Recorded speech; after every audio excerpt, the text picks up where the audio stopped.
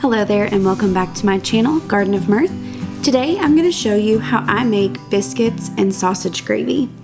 I love exploring different biscuit recipes, but this is a tried and true basic biscuit recipe. Before we get started on the recipe, if you're using a cast iron skillet to bake your biscuits, go ahead and stick that in your oven while you preheat your oven. I'm preheating mine to 500 degrees. Also, if you would like buttermilk biscuits, but you don't have buttermilk on hand, go ahead and clabber your milk by adding a splash of lemon juice or white vinegar to 3/4 of a cup of regular milk.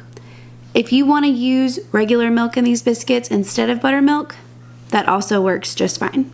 Traditional biscuits are made of 4 basic components: flour, milk, fat, and a leavening agent. I'm going to go through each category and give you some examples of what you can use for each.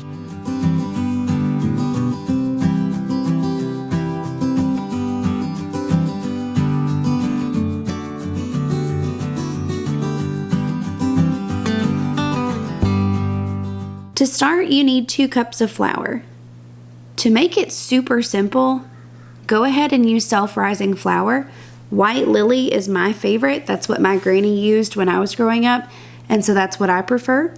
But if you don't have self-rising flour on hand, you're going to add 1 tablespoon of baking powder, a 1/2 teaspoon of baking soda, and a teaspoon of salt to your flour. If you have self-rising flour, you don't need to add anything else. It already has all of that in it. Be really careful to not add too much baking soda because it'll make your biscuits really bitter.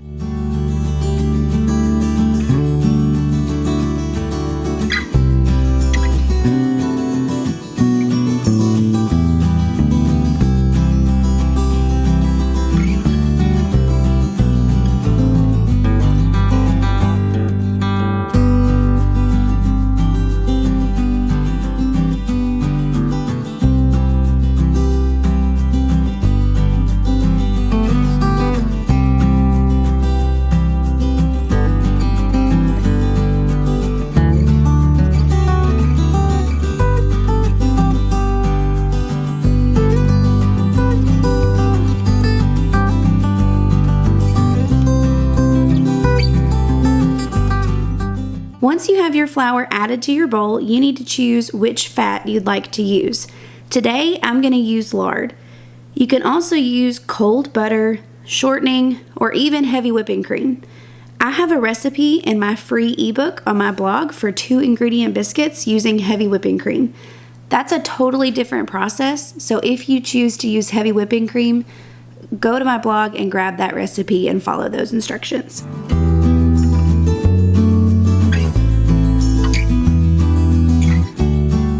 Typically choose between butter or lard for my biscuits.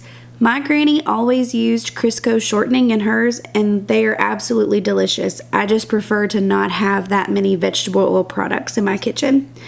So I do keep a jar just for Christmas because it's a nostalgic recipe for us, but when I'm making them for just my family, I typically use butter or lard. You need 1/4 cup of whichever fat you choose, and you're going to use your fingers to work that into the dough until your mixture resembles coarse crumbs. Once you have your flour and fat into coarse crumbs, you're ready to add your liquid.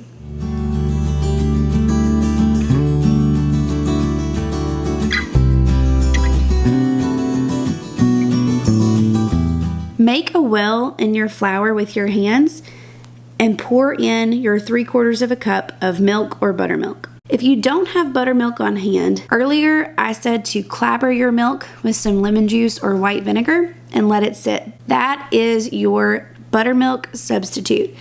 The acid from the lemon juice or vinegar will help to clabber and thicken your milk and give it that tangy buttermilk flavor.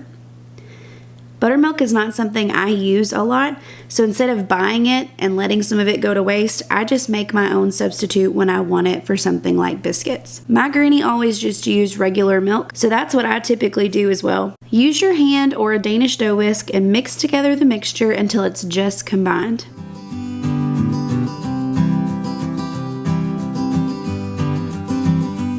Lightly flour your surface and turn out your dough.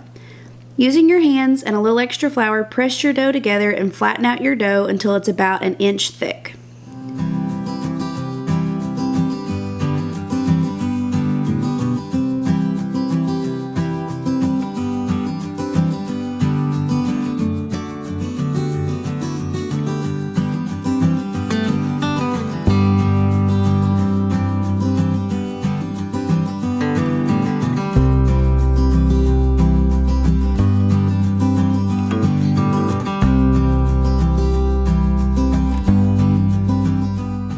Using a biscuit cutter or the mouth of a jar, cut out your biscuits. Do not twist your biscuit cutter because that's going to seal the sides of your biscuits and it's not going to let them rise like they should. Instead, just press straight down and pull your cutter straight back up.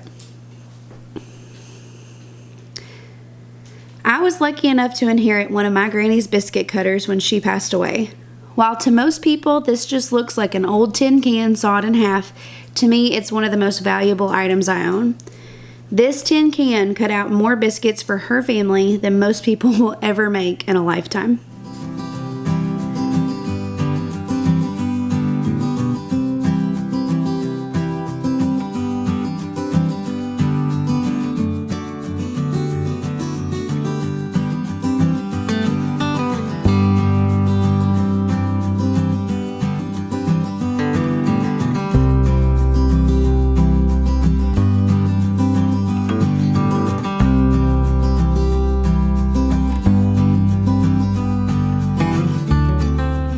Once you have all of your biscuits cut out, carefully take your preheated cast iron skillet out of the oven and quickly place the biscuits on the pan.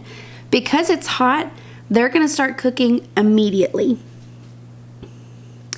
When you're placing your biscuits on the pan, make sure they are touching on all sides. The biscuits touching each other helps them to rise even more.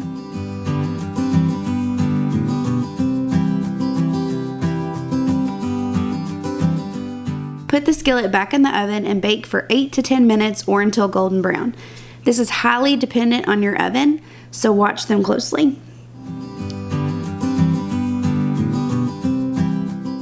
While they're baking, I'm going to go ahead and start my sausage gravy by browning 1 pound of sausage. When the sausage is cooked, I'm going to turn the heat down to low and add 3 to 4 tablespoons of all-purpose flour. Mix the flour and sausage together and cook the flour for about a minute.